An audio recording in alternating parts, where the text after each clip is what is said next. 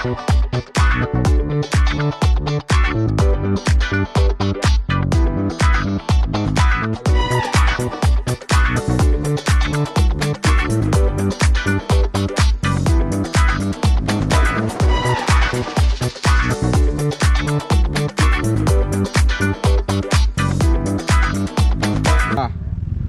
are you?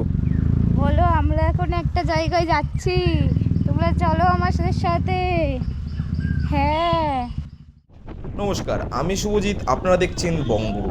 আমরা এখন যেতে চলেছি সেই গঙ্গার তীরে একটি আধ্যাত্মিক মন্দির মায়াপুর। এখানে এসে আপনাদের সময় যাবে থেমে। এই মায়াপুরে আমরা যতবার আসি ততবারই ইচ্ছা করে আবার আসার জন্যে, কারণ একটি শান্তশিষ্ট পরিবেশের মাঝে ভক্তদের এই ধর্মের প্রতি শ্রদ্ধা, এইটার জন্যে আমরা বারবার আসার চেষ্টা করি। অনেকজন চেনা জানা মানুষের সাথে দেখা হয়ে যাচ্ছে, আর ভালো লাগছে।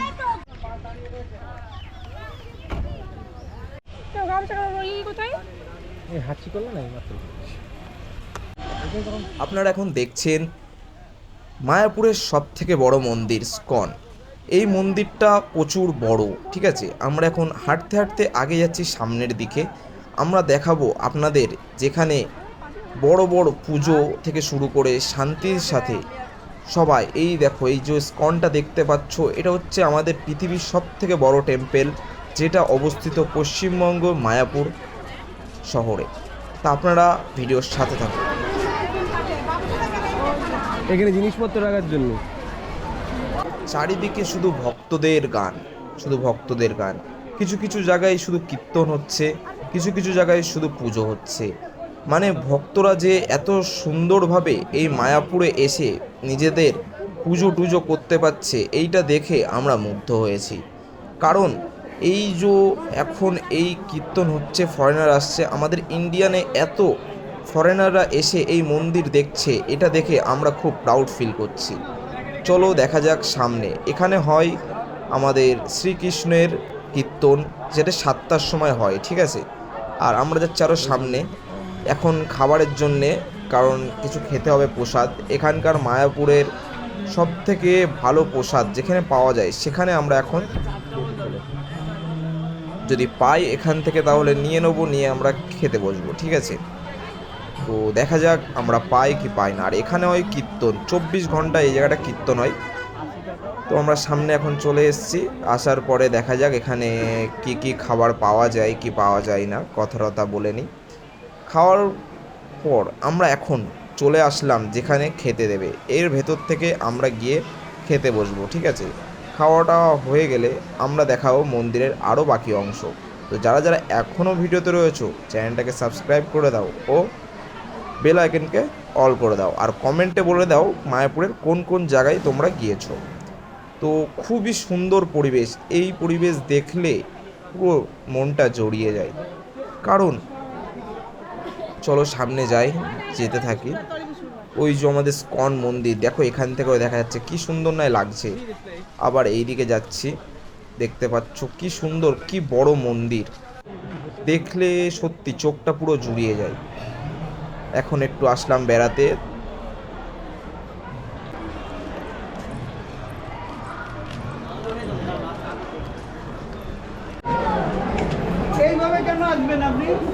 খাবারের জন্য আমরা লাইন দিয়ে ভেতরে ঢুকছি, দেখতে পাচ্ছ গার্ড আমাদেরকে ভেতরে ঢুকিয়ে দিল।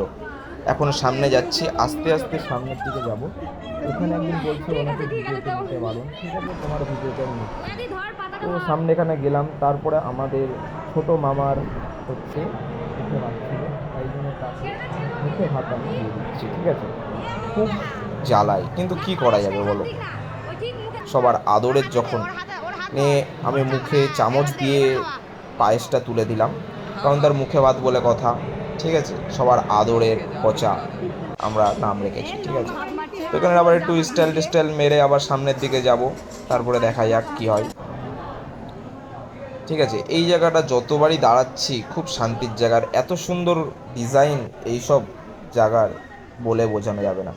তো সামনের দিকে এখন আবার ফটোশ্যুট করে নিলাম, ফটোশ্যুট করে নিয়ে এখান থেকে এবার বেরিয়ে যাব। আমি যাবো এদিকে এদিকে, এখানে ধর, আমি মেকআপ ছাড়াই, ঠিক আছে তোর মেকআপ হয়ে মেকআপ করে ধর, নাক ঠিক আছে, উঁচু করে ধর। কি হবে? মেকআপ করে যাওয়ার পরে তো নাক বুঝে বেবি আসছে, ধর ধর ধর। ঠিক আছে, আমাদের এখন খাওয়া দাওয়া কমপ্লিট। আমরা এখন যাবো ফটোশ্যুট হবে, এখন চুনটুর সাজিয়ে গুজিয়ে ফটোশ্যুট করবো এখন আমরা। তার আগে দাদা মনে হয় একটা কাঠের মালা কিনে তুলছি, সেজন্য এই জায়গায় দাঁড়িয়ে। ছবি ছবি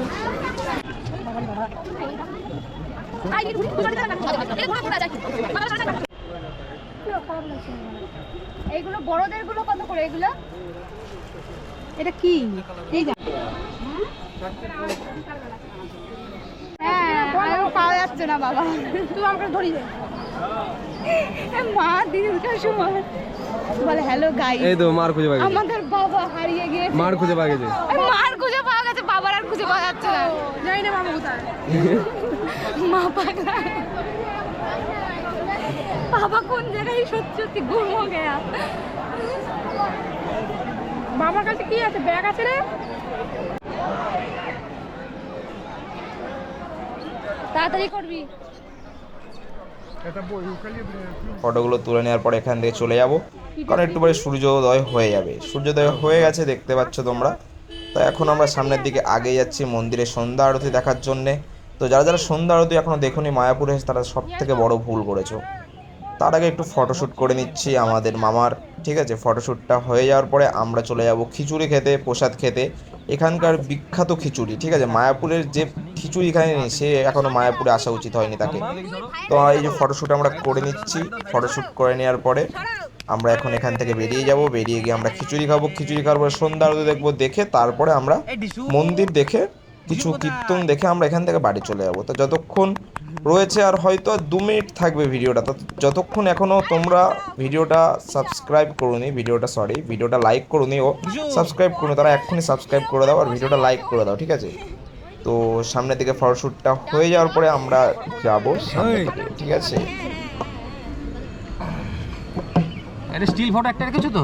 এটা স্টিল ফটোটা দাও, এটা ভিডিও করছি। মাম্মা মাম্মা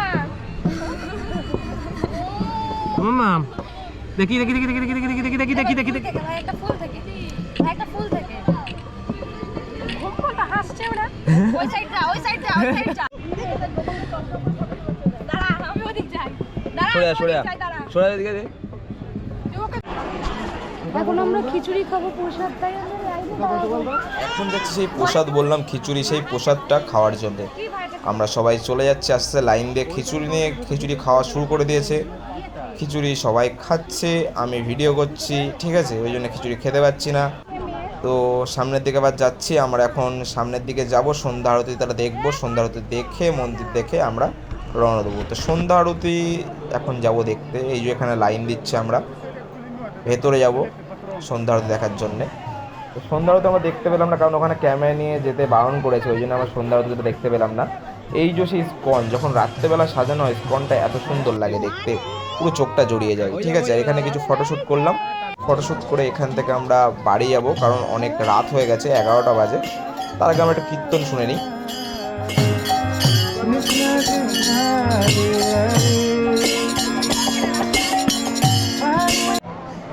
বনিরা কোথায় গেল?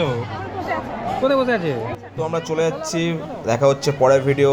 ভালো লাগলে লাইক করে দাও সবাই।